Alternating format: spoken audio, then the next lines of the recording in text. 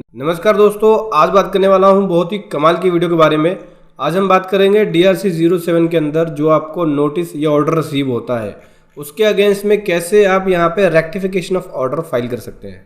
हाँ जी दोस्तों, आपके पास भी अगर इस तरीके से DRC 07 का ऑर्डर रिसीव हुआ है, एक्चुअली होता क्या है, देखो इनके स्टेप्स होते हैं GST में। सबसे पहले आपको असेसमेंट 10 का नोटिस देते हैं, फिर DRC 01 का, फिर उसके बाद आपको DRC 07 देते हैं।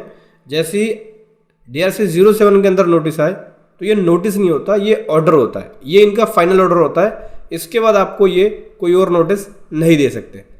तो जब आपका असेसमेंट 10 से सेटिस्फाइड नहीं हो, DRC 01 से सेटिस्फाइड नहीं हो, तब वो DRC 07 देते हैं।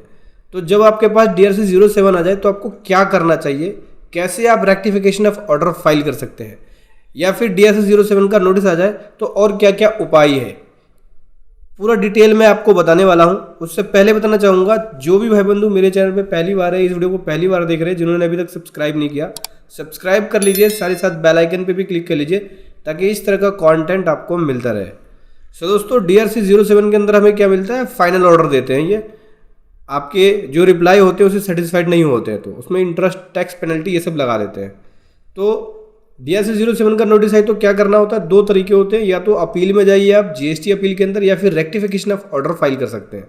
तो आज की वीडियो में बताऊंगा कि रेक्टिफिकेशन ऑफ ऑर्डर कैसे फाइल करना होता है और क्या उसके स्टेप्स होते हैं। तो DRC 07 का देखिए नोटिस है, पहले केस को समझते होता क्या है। तो यहाँ पे इन्होंने दिया है, देख सकते हैं DRC 07 के अंदर बोल रहे हैं कि 73 सबसेक्शन 8 के अंदर यहाँ पे टैक्स की डिटर्मिनेशन की गई है, ऑर्डर की डिटर्मिनेशन की गई है। हुआ क्या है, 19-20 के अंदर टैक्स पेयर ने शॉर्ट टैक्स की पेमेंट करी थी, इसके रिस्पेक्ट में GST असेसमेंट 10 का नोटिस गया, टैक्स पेयर ने उसका रिप्लाई दिया। ठीक है, जो रिप्लाई दिया था मैं आपको बता दूं, जो शॉर्ट टैक्स की पेमेंट थी वो उसने कर दी थी, लेकिन उस पर इंटरेस्ट की पेमेंट नहीं करी थी। तो फिर दोबारा इनको नोटिस गया DRC 01 के अंदर, जिसके अंदर बोला कि भाई ये आपको इंटरेस्ट जमा कराना पड़ेगा।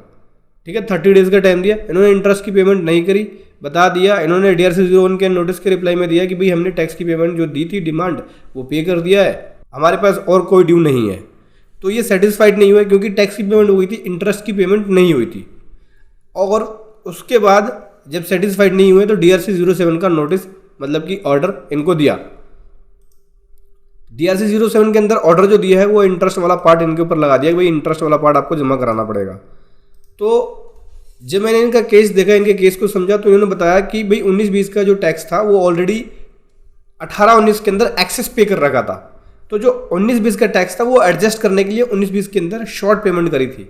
बाद में इन्होंने जब नोटिस आया तो DRC 03 से एक और टैक्स जमा करा दिया, मतलब डबल टैक्स जमा हो गया। DRC 03 से भी और 18-19 के अंदर जो शॉर्ट टैक्स था उससे भी पे हुआ है। ठीक है, तो इनका मैंने केस देखा और केस देखने के बाद इनका रेक्टिफिकेशन ऑफ ऑर्डर बनाया। ठीक है, मैं आपको दिखाता हूँ। रेक्टिफिकेशन ऑफ ऑर्डर बनाया और रिक्वेस्ट डाली। यहाँ पे देख सकते हैं ये टेबल है, इसके अंदर ऑलरेडी इन्होंने एक्स्ट्रा टैक्स पे कर दिया था फाइनेंशियल ईयर 18-19 के अंदर, जिसको 19-20 में इन्होंने एडजस्ट किया। बाद में जब 2-3 साल 4 साल बाद नोटिस आया, तो जब असेसमेंट 10 का नोटिस आया तो DRC 03 के थ्रू एक और टैक्स पे कर दिया, मतलब डबल टैक्स पे हो गया इनका। एक तो डिमांड नोटिस पे हुआ, एक 18-19 के अंदर ऑलरेडी पे हुआ। तो जो 18-19 के अंदर एक्सेस टैक्स पे हुआ था उसका रिप्लाई बनना था स्टार्टिंग में ही, प्रोफेशनल से काम नहीं किया, खुद से ही रिप्लाई इन्होंने बना के भेज दिया। देखो क्या होता है, जब आप किसी प्रोफेशनल को नहीं पकड़ते हो तो उसकी एनालिटिकल एबिलिटी अलग होती है, और एक जो बिजनेस कर रहा पर्सन उसकी एबिलिटी अलग होती है। तो जो प्रोफेशनल है वो सारी चीज़ों को देखता है, एक एक सेक्शन को देखता है, एक पॉइंट को देखता है।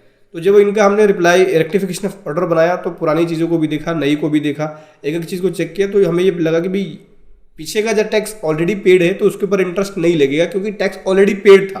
तो इंटरेस्ट वाला ऑप्शन आता ही नहीं है। इंटरेस्ट जब आता है जब डिले पेमेंट ऑफ टैक्स होता है सेक्शन 50 के अंदर।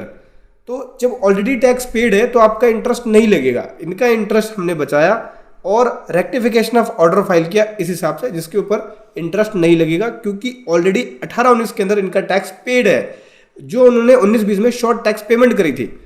रिप्लाई के अंदर ये ग्राउंड बनना था, अभी रेक्टिफिकेशन में ये ग्राउंड बना के रेक्टिफिकेशन फाइल किया हम लोगों ने। इसके बाद हमें ये ARN स्लिप मिली है रेक्टिफिकेशन ऑफ ऑर्डर का।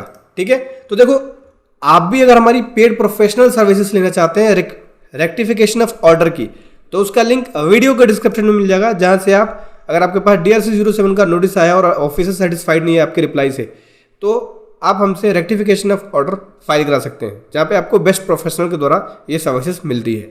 ठीक है, तो अभी रेक्टिफिकेशन ऑफ ऑर्डर फाइल करके अपने आप को डिफेंड कर सकते हैं इस ऑर्डर के अगेंस्ट में, और अगर ऑफिसर सेटिस्फाइड नहीं होता तो आप अपील में भी जा सकते हैं। अभी अपील का जो ऑप्शन होता है वो लास्ट होता है, क्योंकि अपील फाइल कर देंगे तो फिर रेक्टिफिकेशन में जा ही नहीं सकते। तो सबसे पहले तो आप रेक्टिफिकेशन का ट्राई करें, अगर रेक्टिफिकेशन में वो क्लियर हो जाता तो ठीक है, नहीं तो फिर उसके बाद आपके पास एक ऑप्शन बचता है अपील का। इस प्रकार से दोस्तों रेक्टिफिकेशन ऑफ ऑर्डर फाइल कर सकते हैं। वीडियो कैसे लगी जरूर बताएं। Thank you so much. जय हिंद, वंदे मातरम।